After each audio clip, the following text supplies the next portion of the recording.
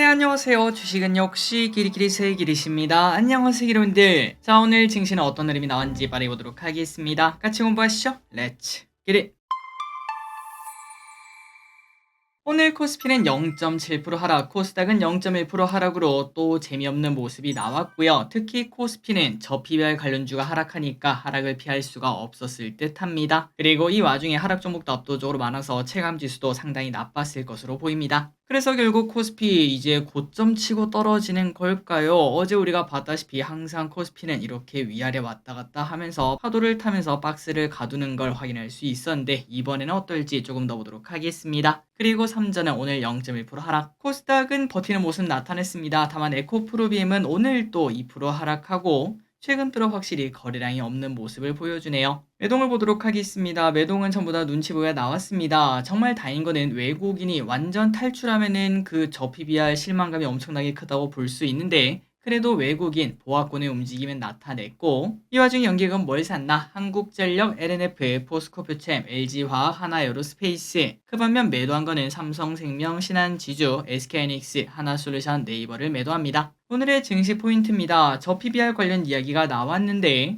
우리가 필요했던 거는 약간 기업들을 좀 강제로 푸시하면서 우리한테 도움되는 걸 기대하지 않았겠습니까? 하지만 오늘 발표된 거에 의하면은 그러한 강제는 없고 당근만 줄 테니까 너희가 알아서 좀 해라. 이러한 이야기가 나오자 실망감이 나왔다고 합니다. 그런데 이 와중에 한미반도체, SK하이닉스 등 또다시 좋은 모습 나타냈다고 합니다. HBM 관련주 어디까지 갈지 보도록 하고요. 오늘 저녁 엔비디아 주가도 개인적으로 많이 궁금합니다. 그리고 환율은 1331원, 그리고 유가는 76.49달러. 아시아 증시는 니케이는 조금 올랐지만 상해랑 항생은 소폭 하락합니다. 미국 선물은 소폭 하락 중, 그 다음에 선물 옵션을 보면은 외국인의 선물 매수가 나타났지만 콜옵션은 매도했습니다. 쇼핑을 보겠습니다. 개인, 기아, 네이버, 포스콜딩스, 신성 델타테크, HLB, 에코프로머티리얼즈, 하나금융지주, 삼성전자우, 코스닥 인버스, SK하이닉스, 그린리소스를 매수. 그리고 외국인은 삼전, 현대차, 하나에어로스페이스, 셀트리온, 삼성생명, 알테오젠, 엔캠, 한국전력, LG엔솔, LG, 삼바를 매수.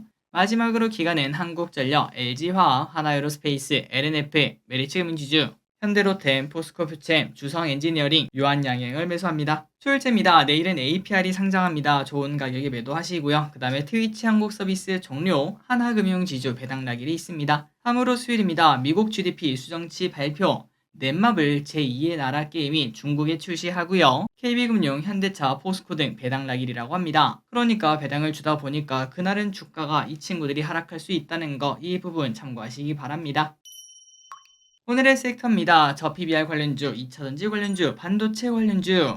저PBR 관련주 쭉 하락합니다. 강제성 없는 밸류 프로그램, 당연히 실망감 나올 수밖에 없겠죠. 흥국화재 11% 급락, 하나생명 9% 급락, 현대차 2% 하락, 삼성물산 4% 하락. 그리고 그 외 기업들도 당연히 다 빠졌습니다. ETF를 봐도 타이거 지주회사 3% 하락, 타이거 은행 고배당 플러스 탑10 ETF 3% 하락. 2차전지 중 특히 전고체가 좋은 모습을 나타냈어요. 리튬 가격이 바닥을 친 걸까요? 이수 스페셜티 케미컬 22% 급등, 이수화학 9% 상승, 한농화성 4% 상승, 자이글 상한가에 도착합니다. 그리고 엔캠은 또다시 갑니다. 11% 상승에 포스코프챔 또 1% 상승. 반도체가 좋았습니다. 하이닉스 5세대 HBM 신제품 양산 초읽기 소식. 다만 종목별로는 차이를 조금 보였습니다. 한미반도체는 5% 상승, SK하이닉스는 0.2% 상승, QRT 11% 상승, KC텍 10% 상승. 그 반면 NCN은 13% 급락하고 제주반도체도 2% 하락합니다. 5G, 6G 관련주가 조금 좋았습니다. 기가레인 6% 상승, 에이스테크 12% 상승. 어디까지 올라갈지 보도록 할게요.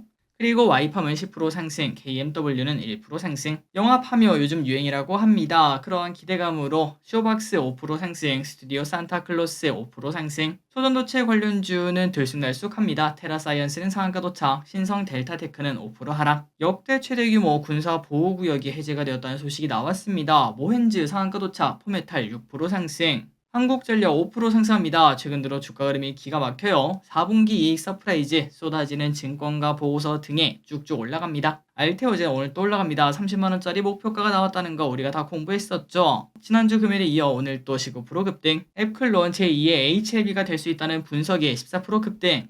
그 반면 메디톡스는 오늘 13%나 급락합니다. 일부 자료가 부족해서 FDA 품목 허가 신청 거절 소식에 급락이 되었습니다. 최근 들어 고공행진하던 에브리보 갑자기 하한가로 도착합니다. 장 시작하자마자 급락을 해서 내일 아침에도 혹시나 하한가 가는 거 아닌가 이런 걱정이 나타나고 있습니다. 마지막으로 내일까지 청약하는 KNL 시스템 당연히 청약해야겠죠. 일단 DB는 균등히 4.3, NH는 1.1이기 때문에 혹시나 청약하신다면 일단 지금까지 봤을 때 DB로 하시는 게 유리할 듯 합니다. 좋은 결과 있기를 바랍니다. 오늘의 시황 정리가 끝났습니다. 이렇게 공부해주셔서 진심으로 감사합니다. 지금까지 기대하셨습니다. 빠이요.